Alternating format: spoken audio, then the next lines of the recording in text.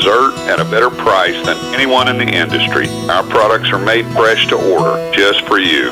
Dairy Queen Silver Springs, where we always treat you like kings and queens.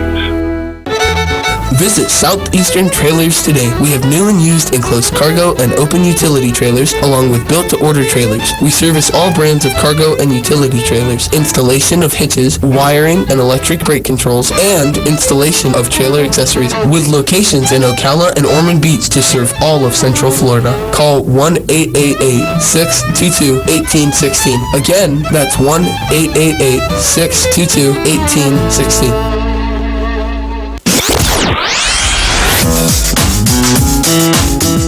It's back! And we're happy to have Trader's Paradise back here on WOCA during AM Ocala Live. It's where you, our listeners, can call in and sell your stuff with no charge to you to sell it. And it's on the air every Friday morning from 9:30 to 10:30. So get your pencils ready and write down the call-in number. 352-622-9622. Yup, it's that easy. Have what you want to sell and your phone number ready to give out, and then call in during Trader's Paradise every Friday morning from 9:30 to 10:30 here on WOCA The Source. Remember, only individuals. No businesses and only one item per call. It's back.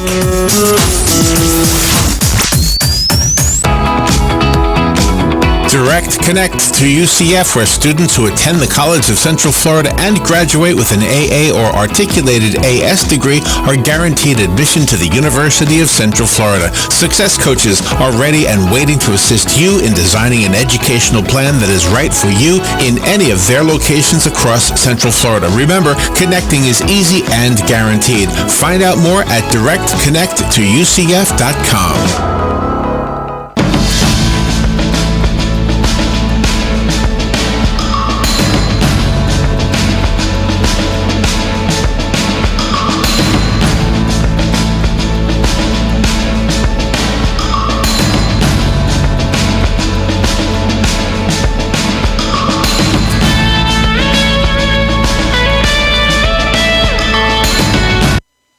Are you overwhelmed by the complexity of promoting your business online? Do you feel like your business is getting left behind in a world that's changing way too fast? Hi, I'm Michael Warren, co-founder of USA for Sale and Brick City Digital Marketing, and I've got good news for you. I'd like to invite you to a special seminar in Ocala on October 30th. This one-time event will give you the tools you need to succeed in the local digital marketplace. Our team is going to guide you through the process of attracting, gaining, and retaining new clients using smart digital marketing. We're going to keep it simple and give you a plan you can put to work immediately. And as our guest, we're going to give you more than $500 in free promotion with absolutely no obligation. We'll also be offering incredible discounts on digital marketing opportunities you won't get anywhere else. Tickets are just $89 and lunch is included. For more information, visit brickcity.com and use promo code RADIO to save 10% on your ticket price. Seats are limited, so visit brickcity.com today.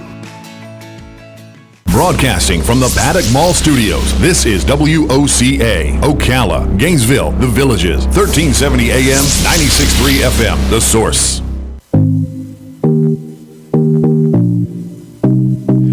All right, 22 minutes before 10 o'clock. A little bit of an overcast day, so... Yeah. How's your health, right? Yeah. You ever hear that soy might be good for your health? I do. I'm a big fan of soy sauce. Is that the same thing? I don't know. Mark John Messina is an expert on the health effects of soy. So let's find out. He's going to tell us some new research that suggests 4 or more reasons to enjoy soy foods. The website that goes along with this interview is thesoyfoodscouncil.com. If you're looking at the streaming video, you'll see their logo, the Soy Foods Council. Good morning, Mark John Messina. It's an honor to have you on the show. Good morning, sir. Oh, thank you very much. Good morning to you. Yeah, so soy, when I like soy sauce, am I on board with the whole soy idea? Not quite. Oh, no. I have no problem with soy sauce, but it's mostly a good form of sodium. It doesn't carry some of the benefits that soy foods actually have. Oh, okay. Now, where does soy show up? In what foods?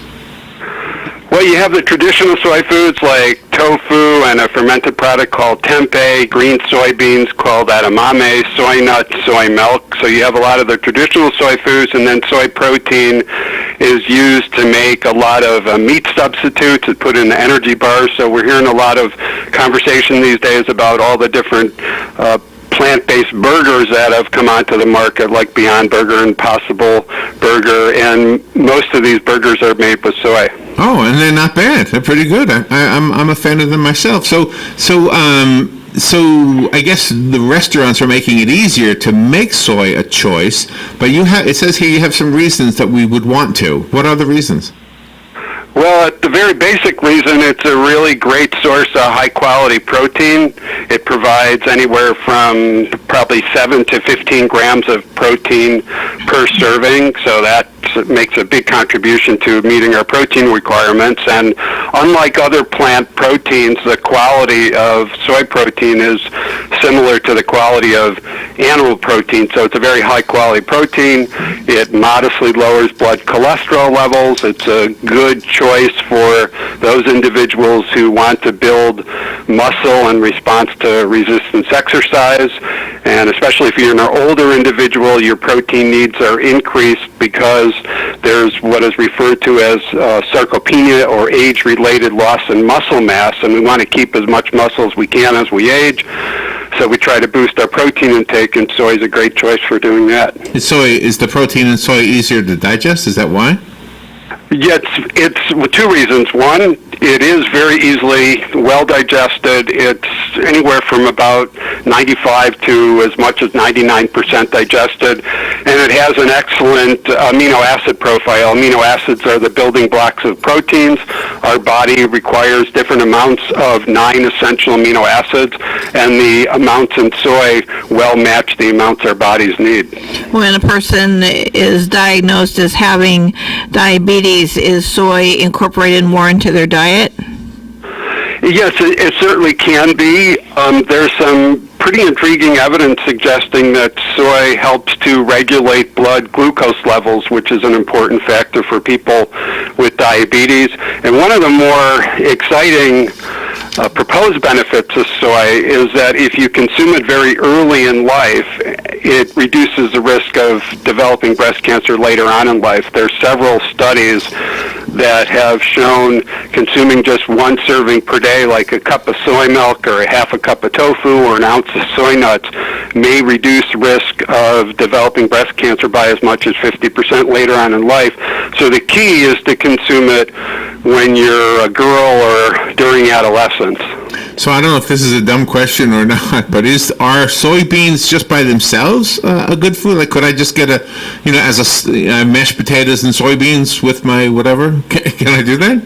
Yeah, sure. They actually sell, the dried beans, which you can boil, and they have canned soybeans. That's not the most common way to consume them, although I mentioned before there are the green soybeans. Those are the regular soybeans that you'll see growing in many parts in the Midwest, and these beans are harvested at about 80% maturity, so they still have a lot of moisture in them, and they're in the pod, and they're a really fun choice to eat. But sure, you can use soybeans like you would any other dried bean. Well, you talk about bone mineral density. If we took more soy, would that help build up the calcium in the bones and thereby helping the spine itself stay rigid and straight instead of getting that the hump? Yeah, that's a really good question. I think soy can contribute in two ways to maintaining bone density.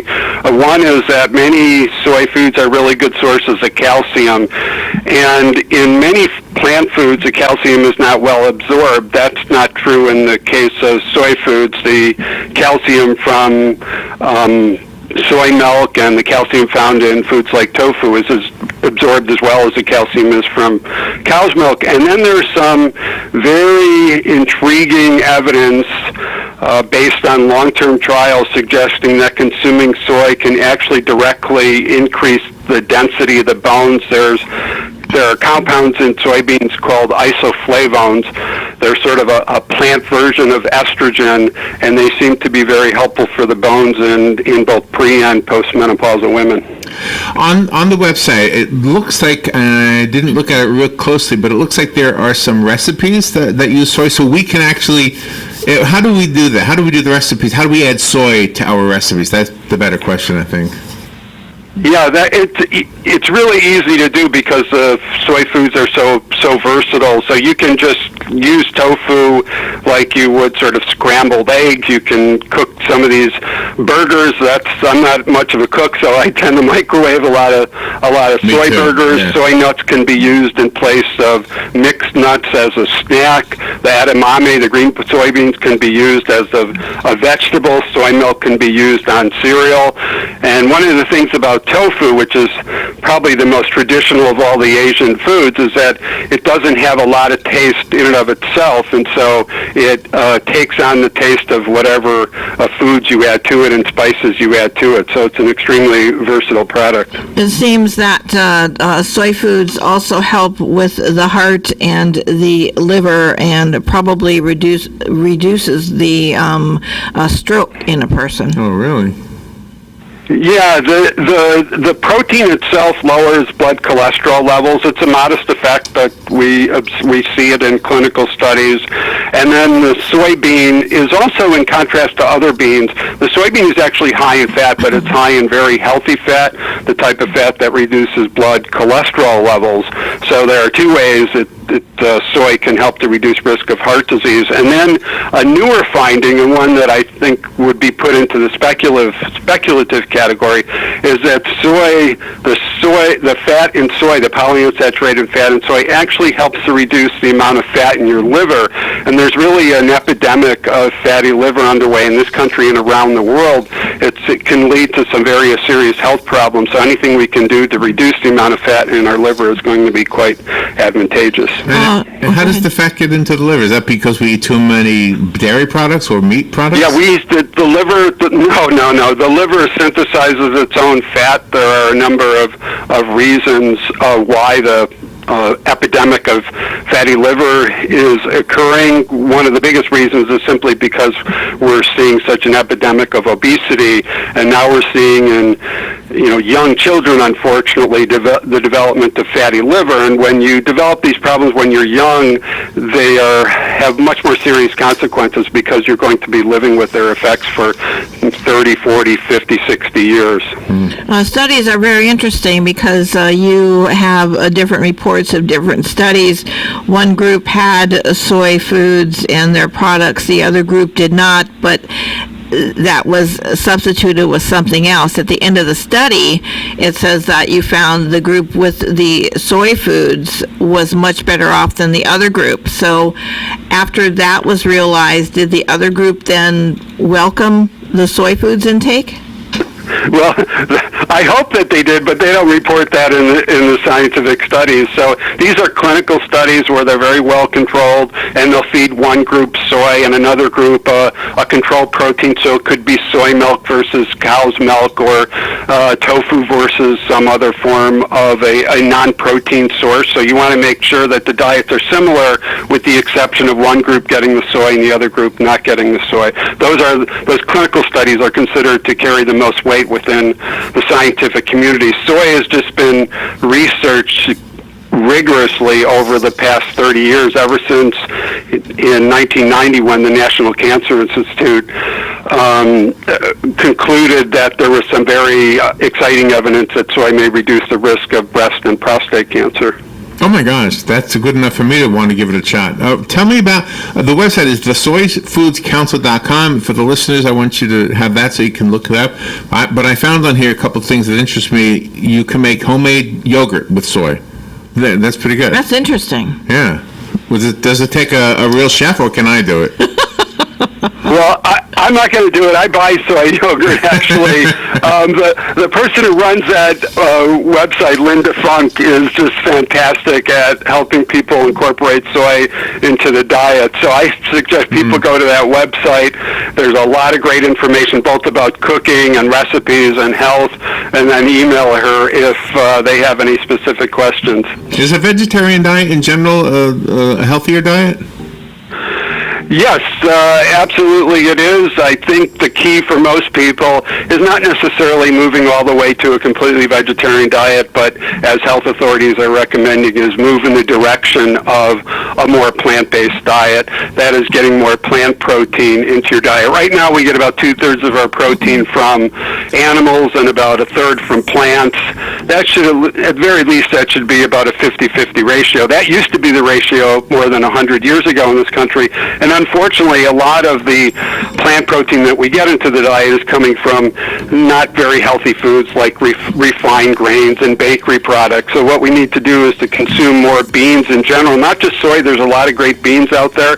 Soy is, I think, the healthiest of all the beans, and it's easiest to incorporate into the diet.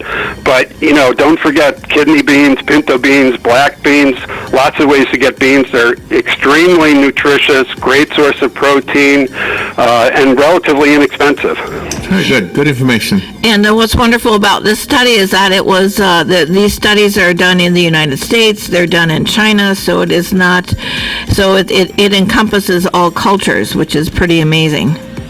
That's right. And just one final point, I just want to mention there are almost 600,000 soybean farmers in the United States. It's a huge crop. It's really important to the U.S. economy. So I always encourage people to consume soy. If for no other reason, you're going to be helping out the soybean farmer. Very good. Mark John Messina, thank you so much. Soy Foods, thesoyfoodscouncil.com is the website. Thank you, Mark. Thank you. Have a nice day. We'll be right back.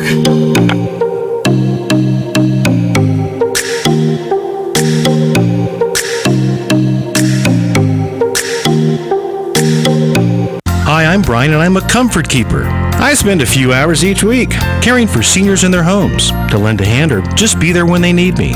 Being a Comfort Keeper is a rewarding and fulfilling career. Comfort Keepers provide non-medical in-home care and companionship for seniors on a full or part-time basis. Call 855-592-0013 to learn how to apply to the Comfort Keepers team.